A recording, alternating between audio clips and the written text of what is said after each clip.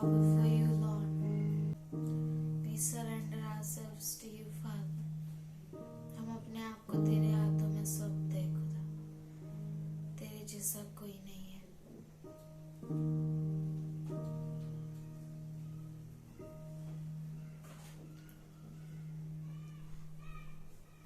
Lord, I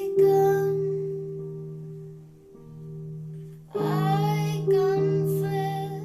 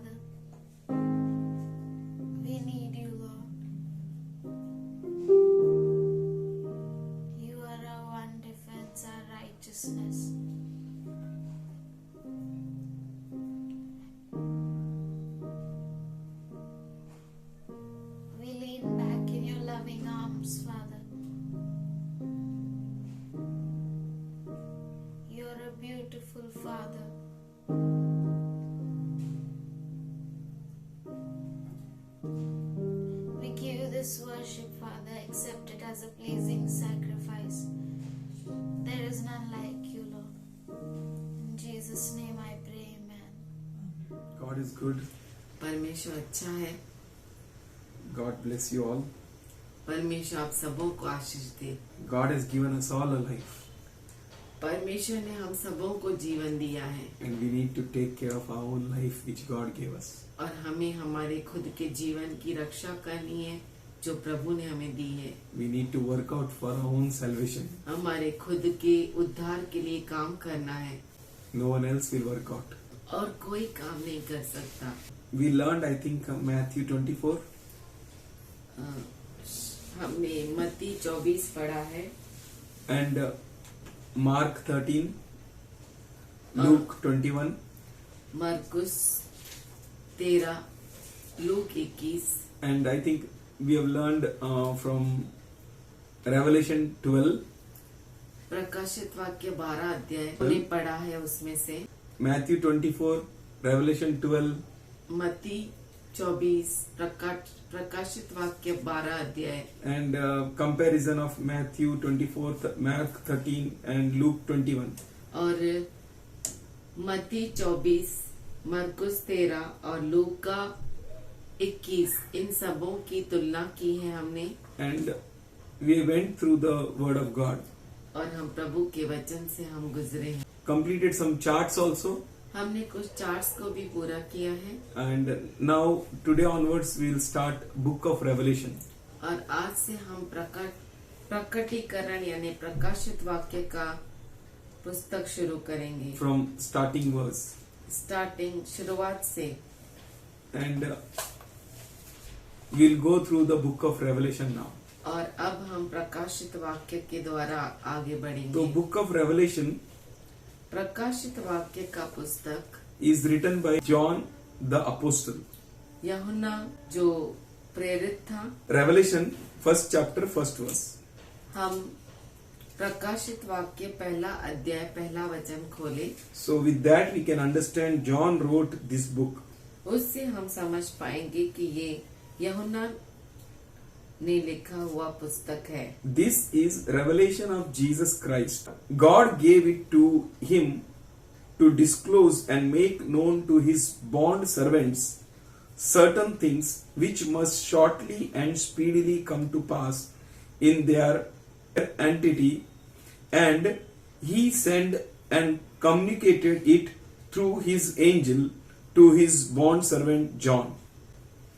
यीशु मसीह का प्रकाशित वाक्य जो उसे परमेश्वर ने इसलिए दिया कि अपने दासों को वे बातें जिनका शीघ्र होना अवश्य है दिखाए, और उसने अपने स्वर्गदूत को भेजकर उसके द्वारा अपने दास यूहन्ना को बताया। So this book is written by Revelator Apostle John. तो ये जो पुस्तक है परमेश्वर का जो दास यूहन्ना प्रेरित है उसके द्वारा लिखा गया है। We can see in Revelation first chapter 9th verse हम प्रकाशित वाक्य पहला अध्याय 9वां वचन में देख सकते that हैं this book is written in 96 AD. कि ये पुस्तक जो है 96 AD में लिखा गया है। I, John, your brother and companion, with you in the tribulation and kingdom and patience, endurance in Jesus Christ, was on the isle called Patmos on account of the word of God and the testimony of Lord Jesus Christ. मैं यूहन्ना जो तुम्हारा भाई और यीशु के क्लेश और राज्य और धीरज में तुम्हारा सहभागी हूँ, परमेश्वर के वचन और यीशु की गवाही के कारण पतमुस नामक टापू में था। So this book was written on Patmos. तो ये जो पुस्तक है पतमुस नामक टापू में लिखा गया। This was a Greek island. ये जो है पातमुस वो ग्रीक का टापू है In a Aegean Sea. Aegon समुद्र के बीच। So there John the Revelator wrote this Revelation book. तो ये पुस्तक जो है यूहन्ना प्रेरित था उसने लिखा है। Eschatology एस्केटोलॉजी means study of end time. इसका मतलब है अंत समय का अभ्यास। It's study of final steps, not of the past. यानी जो पहले हो चुका भूतकाल में वो नहीं है, अंतिम कदमों का अभ्यास है। This is a spirit of prophecy. ये भविष्यवाणी का आत्मा है। This book is ये a spirit पुस्तक of prophecy. भविष्यवाणी का आत्मा है। Should we open Revelation 19:10? क्यों ना हम प्रकाशित वाक्य 19वां अध्याय 10वां वचन खोले। Then I fell prostrate at his feet to worship. तब मैं उसको दंडवत करने के लिए उसके पांव पर गिर पड़ा। But he restrained and said, Refrain, I am another servant with you and your brethren who have the testimony borne by Jesus. Worship God, for the substance of the truth revealed by Jesus is the spirit of all prophecy. उसने मुझसे कहा, देख, ऐसा मत कर, मैं तेरा और तेरे भाइयों का संगी दास हूँ जो यीशु की गवाही देने पर स्थिर है। परमेश्वर ही को दंडवत कर, क्योंकि यीशु की गवाही भविष्यवाणी की आत्मा है। So this is the testimony of Jesus. यह जो है यीशु की गवाही है This is the spirit of prophecy. और भविष्यवाणी की आत्मा है यह। So we are studying the spirit of prophecy. तो हम जो है भविष्यवाणी की आत्मा का अभ्यास कर रहे हैं। This entire book is the revelation of Lord Jesus Christ. ये पूरा जो पुस्तक है वो भविष्यवाणी की आत्मा का पुस्तक है। The doctrine of the last things. जो अंत समय में होने वाली घटनाएं हैं उनका अभ्यास है। Doctrine, शिक्षण. उसका शिक्षण है जो Before अंत the close or of age युग का अंत होने से पहले or its end of the age. या युग का अंत होने के समय। So this is what the book of Revelation of Lord Jesus Christ. तो यह जो है यीशु की गवाही और भविष्यवाणी की आत्मा का पुस्तक है। So Revelation is unveiling from the Lord Jesus Christ. प्रकाशित वाक्य जो प्रभु यीशु मसीह का जो रहस्य है उसका पर्दा हटाने का पुस्तक है। It is unveiling of the Lord Jesus Christ. ये प्रभु यीशु मसीह का पर्दा हटाने का रहस्यमय पुस्तक है Which God gave to him to show unto his servants. जो उसे परमेश्वर ने उसके दासों को देने के लिए दिया है। The things, events which must shortly come to pass. वो घटनाएं बहुत जल्द जो होने वाली है। The study which we are doing right now, अब हम जो अभ्यास कर रहे हैं it is going to happen very, very shortly, very soon. जो हम अभ्यास कर रहे हैं उन घटनाओं का होना बहुत ही जल्द होगा। We can see it in Revelation 1:1. हम देख सकते हैं प्रकाशित वाक्य 1:1। This is the revelation of Jesus Christ, the unveiling of divine mysteries. यह जो प्रभु यीशु मसीह का प्रकटीकरण है जो दैवीय रहस्यों को खोल देता है। God gave it to him to disclose and make known to his bond servants certain things. परमेश्वर ने ये सब बातें उसको खोल कर दिया कि वह अपने दासों को कुछ चीजों को प्रकट कर सके। All his servants. उसके सारे दास। If we are his servants, अगर हम उसके दास हैं then this book is for us. तो ये पुस्तक हमारे लिए है। Each one of us are his servants. और हम में से हर एक उसका दास है। It's God's amazing grace that God called us to be his servants. और ये परमेश्वर का अद्भुत अनुग्रह है कि परमेश्वर ने हमें उसका दास कह के बुलाया। So this book is for us. तो ये पुस्तक हमारे लिए है। This revelation is for us. और ये प्रकटीकरण, ये प्रकाशित वाक्य हमारे लिए है। The certain things which must shortly and speedily come to pass. तो यहाँ पे साफ रीति से लिखा है कि ये शीघ्र होना अवश्य है। This book was written 2000 years before. ये जो पुस्तक वह 2000 साल पहले लिखा गया है। And now we are standing literally at the beginning of the end. और हम जो है अंत के शुरुआत में खड़े हैं। हकीकत में अगर देखा जाए तो we are standing at the beginning of the end. हकीकत में देखा जाए तो हम अंत के शुरुआत में खड़े हैं। And these things are going to pass very soon. और ये जो सारी चीजें हैं होना बहुत ही अवश्य है। And these things were to take place from John's day और ये जो चीजें हैं वो यूहन्ना के दिन से होगी, to including the eternal events of the new heavens and the new earth. नया पृथ्वी और नए आकाश में जब हम प्रवेश करेंगे। यूहन्ना के दिन से वहां तक के घटनाएं लिखी गई है, which explains certain things जो कुछ बातों को समझाती है that are going to happen जो होने वाली है, along with the main events. जो खास घटनाएं हैं उनके बीच में घटनाएं जो होने वाली है वो सब का भी इसमें व्याख्या किया गया है। This book speaks about in a 3 parts. ये पुस्तक 3 भागों में है। Things which you have seen. चीजें जो आपने देखी है। Should we open first chapter and 12th verse? क्यों ना हम पहला अध्याय 12 वचन खोले। Then I turned to see the voice that was speaking to me, and on turning I saw 7 golden lampstands. तब मैंने उसे जो मुझसे बोल रहा था देखने के लिए अपना मुंह फेरा। So we are studying the things which he has seen. तो हम वो चीजों को समझ रहे हैं जो उसने देखी है। This book is in 3 parts. ये पुस्तक 3 भागों में है। Things which John the Apostle saw.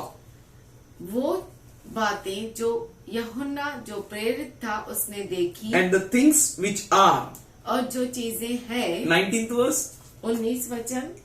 Write therefore the things which you see, what they are, and what is to take place hereafter. इसीलिए जो बातें तूने देखी है और जो बातें हो रही है और जो बातें इसके बाद होने वाली है उन सब को लिख ले। So things which you have seen, which are, and which are going to take place. चीजें या बातें जो तूने देखी है और जो बातें हो रही है और जो बातें इसके बाद होने वाली है। This book is covered in 3 parts. तो ये पुस्तक में ये सारी बातें 3 प्रकार की बातें लिखी गई है। This message applies to the whole church, ये जो संदेशा है पूरी कलीसिया के लिए है, which is now, जो अब है, and until the rapture of the church.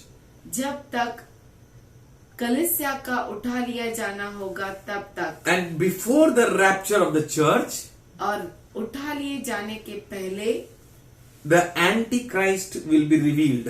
अंत क्रिस्त जो है प्रकट होगा।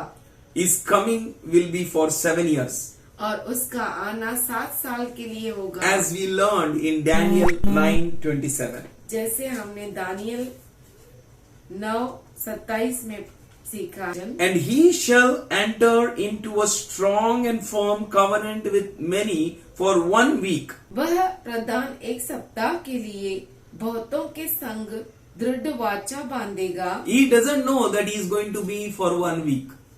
वो नहीं जानता कि वो 1 सप्ताह के लिए होगा। He will think that I will be for eternity. और वो ये सोचता है कि मैं अनंत काल तक रहूंगा। I will reign for a long, long time. और मैं बहुत बहुत बड़े समय तक मैं राज्य But करूंगा। Bible declares for us that we may know.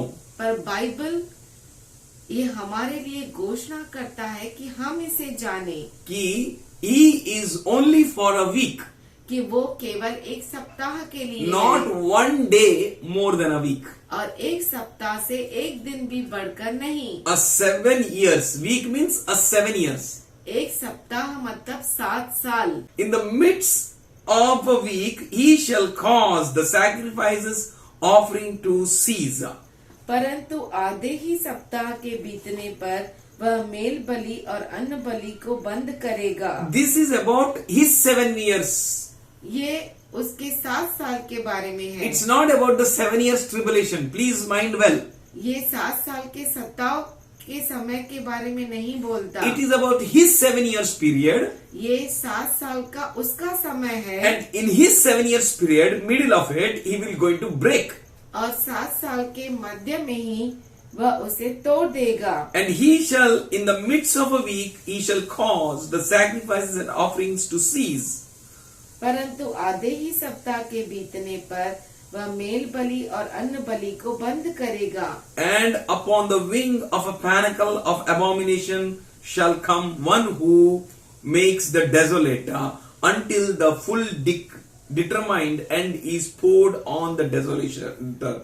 और कंगूरे पर उजाड़ने वाली घृणित वस्तुएं दिखाई देगी और निश्चय ही ठनी हुई बात के समाप्त होने पर तक परमेश्वर का क्रोध उजाड़ने वाले पर पड़ा रहेगा। We are the people. हम वो लोग हैं। We need to learn scriptures daily. हमें रोज बाइबल पढ़ना चाहिए। उसके वचनों को सीखना चाहिए। We need to meditate.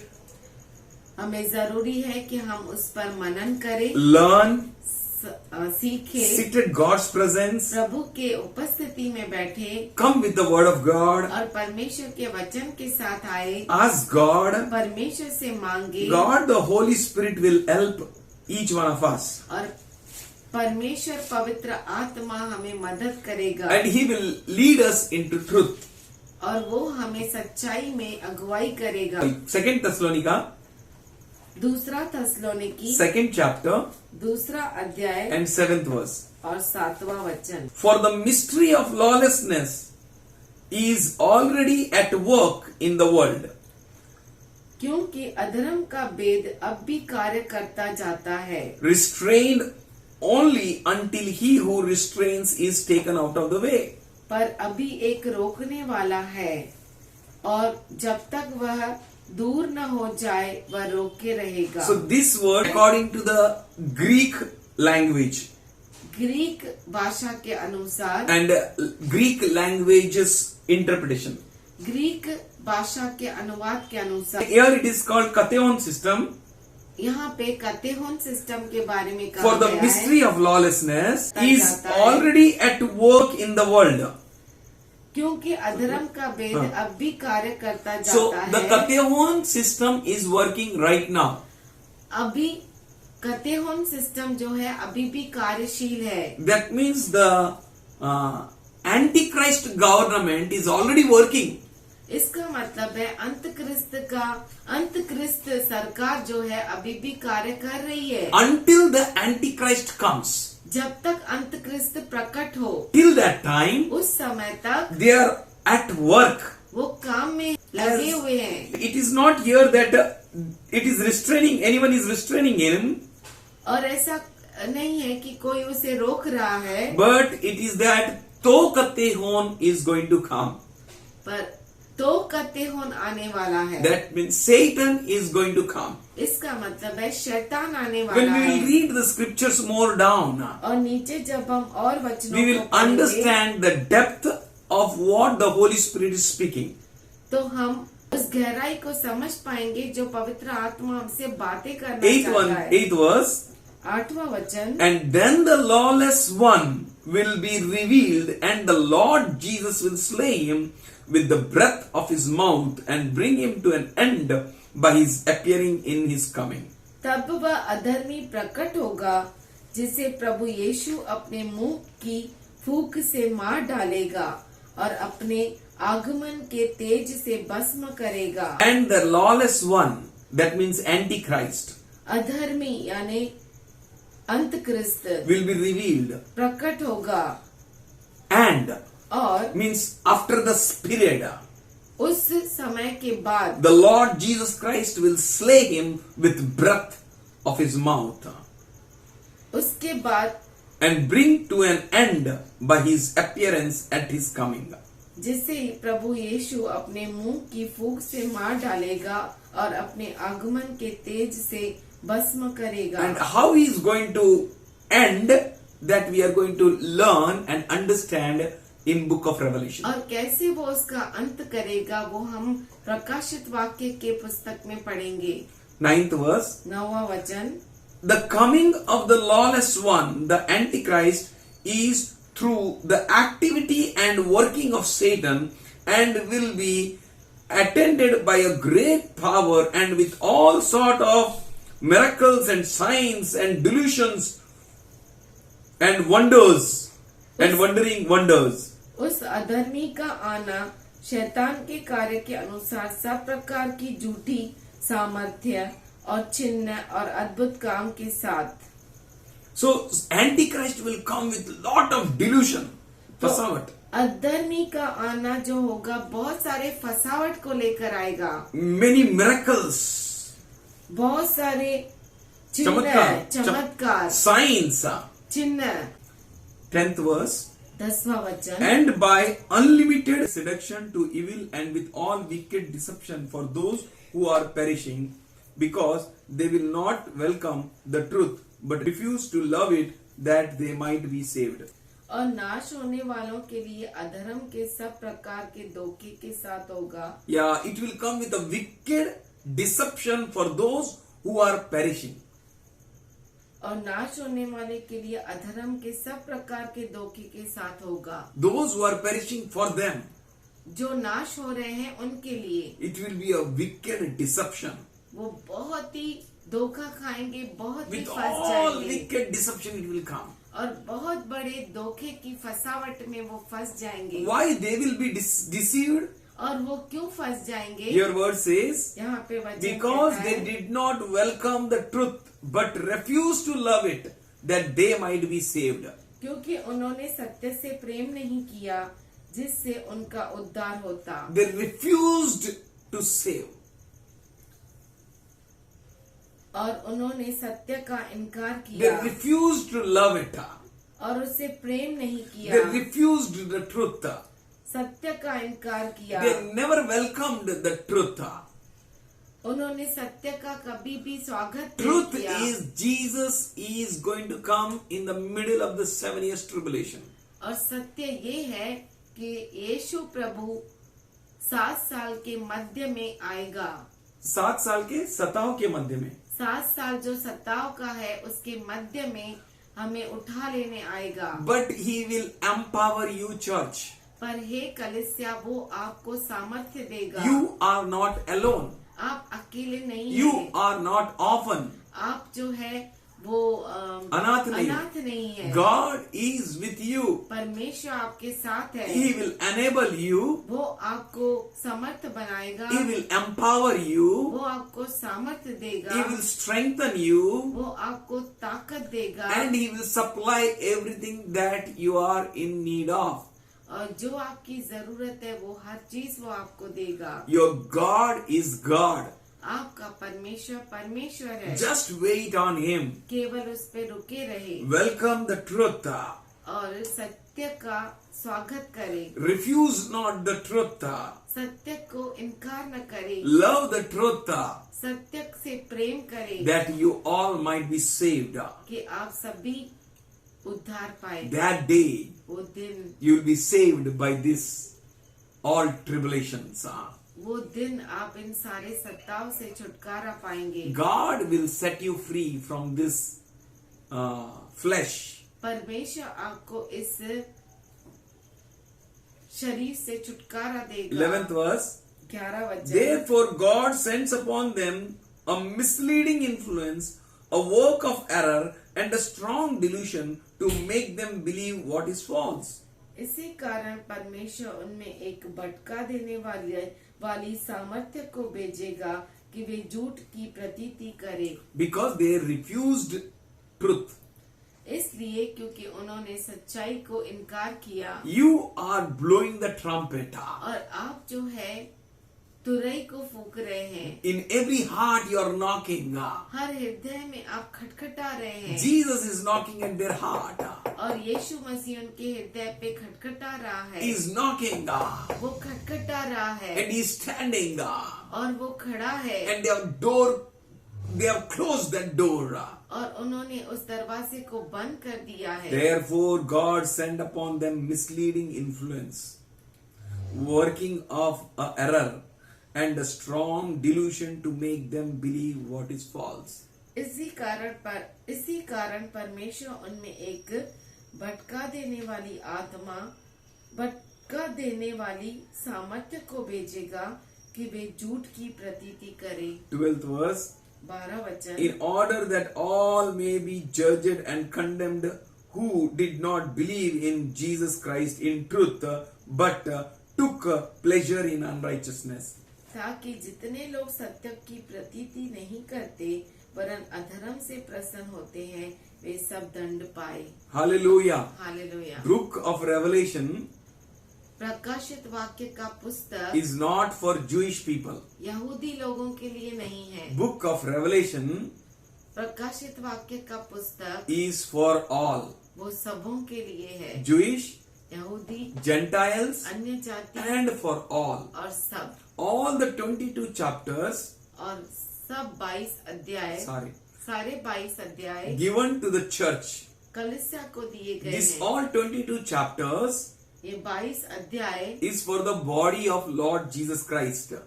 ये क्रिस्त यीशु मसीह का देह है। देह के लिए ये जो है क्रिस्त यीशु all Masih, the 22 chapters given to the body of Lord Jesus Christ. ये सारे 22 अध्याय प्रभु यीशु मसीह के देह के लिए दिए गए This हैं। all 22 chapters ये 22 अध्याय is given to the saved people. उद्धार पाए हुए लोगों के लिए है। Please at home read 11th chapter of Romans book. आप कृपया करके रोमियो के पत्र उसका 11वां अध्याय को घर पे पढ़िए। Then you will understand that Revelation book is for you.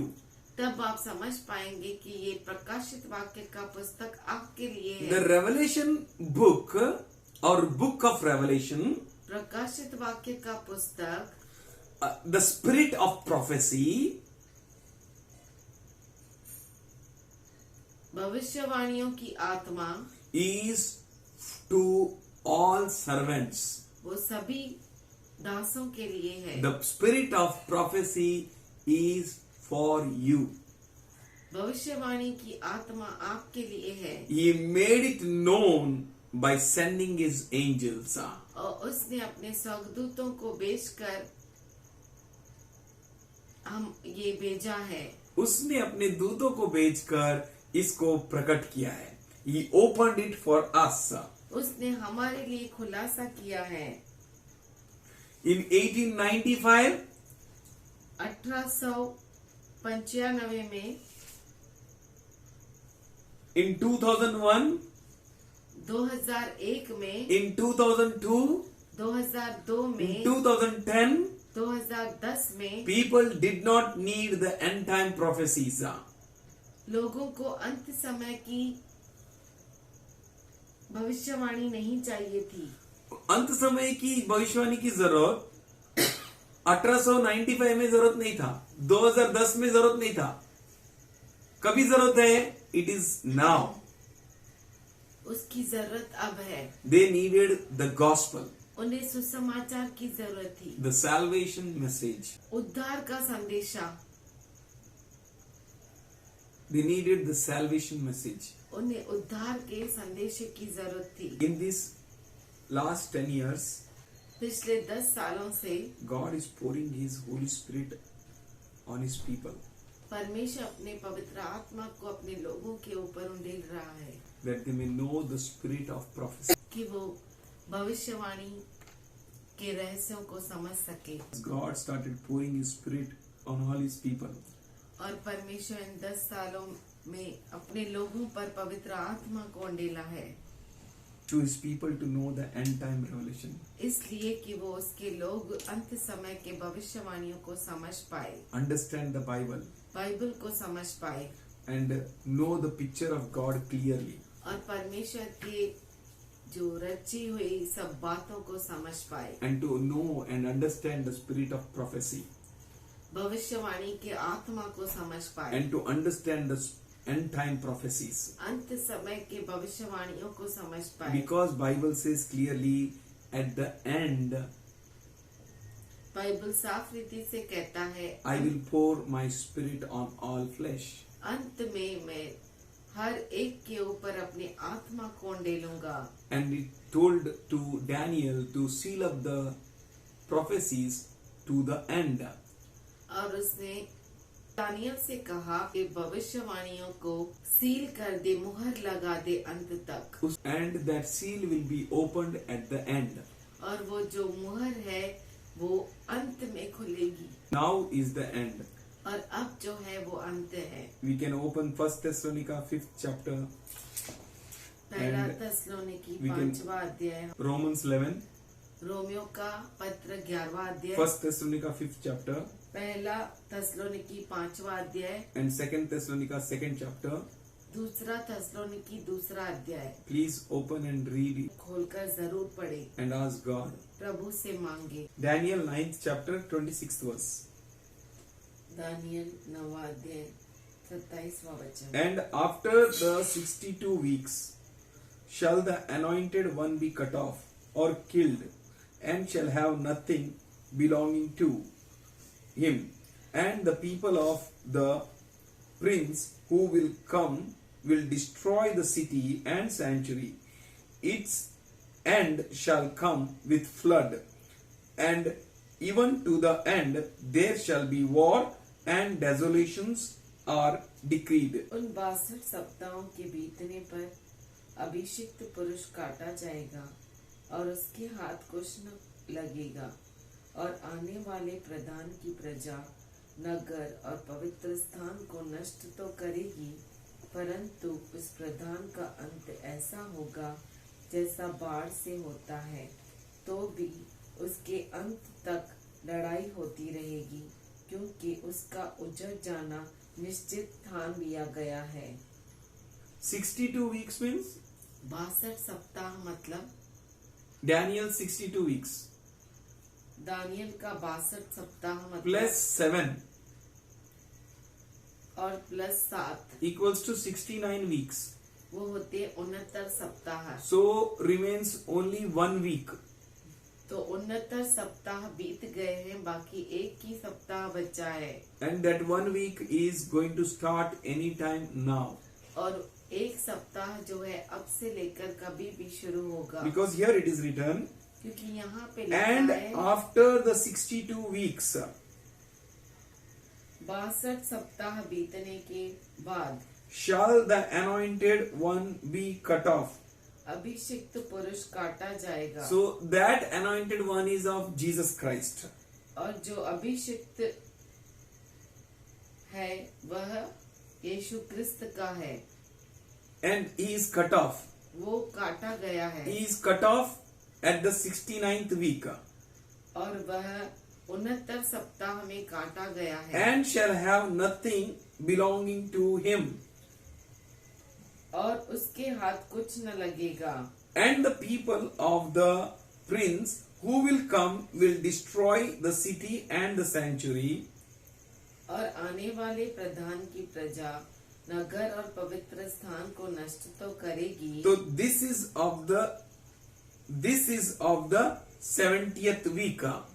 और ये जो है 70वें सप्ताह के बारे में लिखा है। Its end shall come with flood, and even to the ends there shall be war and desolation. परंतु उस प्रधान का अंत ऐसा होगा जैसा बाढ़ से होता है, तो भी उसके अंत तक लड़ाई होती रहेगी। And 27th verse, और 27वां वचन, he shall enter into a strong and a firm covenant with many for a week.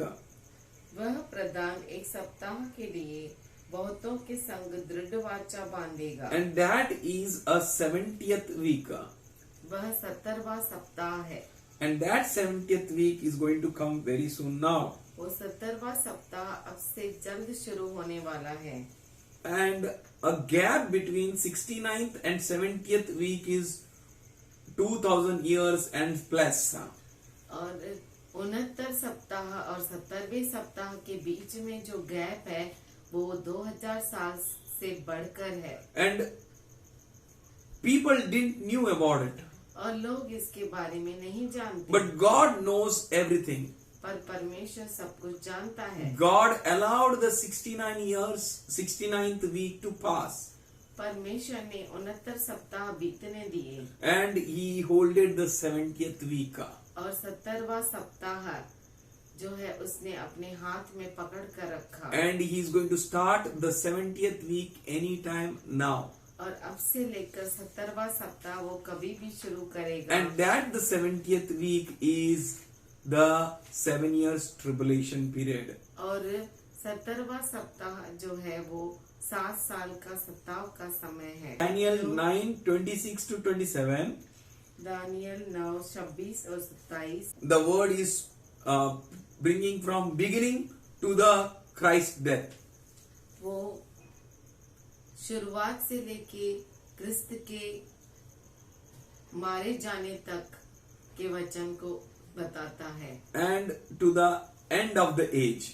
और युग के अंत तक। And from Christ's death, क्रिस्त के मृत्यु से it's going to the starting of the new age. नए युग के शुरुआत की बात कहता है। It's about 4000 years of Old Testament इसमें 4000 साल पुराने नियम and 2000 years of New Age, और 2000 साल नया युग, total 6000 years, टोटल 6000 साल, and 1000 years is of a millennium. और 1000 साल मिलेनियम का, So total will be 7000 years, तो टोटल 7000 साल होंगे, which we can see in chart number 3, जो चार्ट नंबर 3 में हम देख सकते हैं। and we will go next week in chart number 3. और चार्ट नंबर 3 में हम अगले हफ्ते जाएंगे। Father God, we thank you, पिता परमेश्वर, हम धन्यवाद करते we हैं, praise you, तेरी स्तुति we करते bless हैं, you, Lord. तुझे धन्य कहते हैं। As we are learning, जैसे हम सीख रहे हैं, meditating, मनन कर रहे हैं, we thank you for the Holy Spirit हम धन्यवाद करते हैं पवित्र आत्मा के लिए, teaching us, हमें जो सिखा रहा है, helping us to know the truth, मदद कर रहा है कि हम सच्चाई को जान जाए, for we are the people, क्योंकि हम लोग हैं, we are not resisting the truth. हम सच्चाई का विरोध नहीं करते। We thank you, Father, हम धन्यवाद करते हैं, for you gave a conviction in our heart तू हमारे हृदय में समझ देता है that we may welcome the truth and love the truth, कि हम सच्चाई को समझ पाए और सच्चाई से प्रेम करें, that we all be saved. कि हम सब उद्धार पाए। We thank you, we praise you, Lord. धन्यवाद करते, तेरी स्तुति करते, Forgive all our shortcomings. हमारी सारी कमजोरियों को क्षमा कर, Make us strong. सामर्थशाली बना, We want to live with you for you, Lord. तेरे लिए तेरे साथ जीना चाहते हैं। Father, we thank you पिता, हम धन्यवाद for करते, everyone who is rightly with a good heart here, O Lord. जो सच्चे हृदय के साथ तेरे लिए बैठा है, Let all of them be rewarded. वो सभी आशीष को पाए, प्रतिफल को पाए। We thank you, we praise you. हम धन्यवाद करते, तेरी स्तुति करते We हैं, bless you, Lord. तुझे धन्य कहते हैं। Even the prayers which you have not prayed, और प्रार्थनाएं जो हमने प्रार्थना नहीं किया, words which you have not uttered, शब्द जो हमने बोले नहीं, you know the hearts of your people. तू अपने लोगों के हृदय को जानता है। Let all of them be rewarded, हर एक को प्रतिफल मिले, that none may perish, कि कोई भी नाश न हो, but everyone be saved. हर एक आश्रित हो जाए और उद्धार पाए। In Jesus' name, यीशु के नाम में amen. आमीन।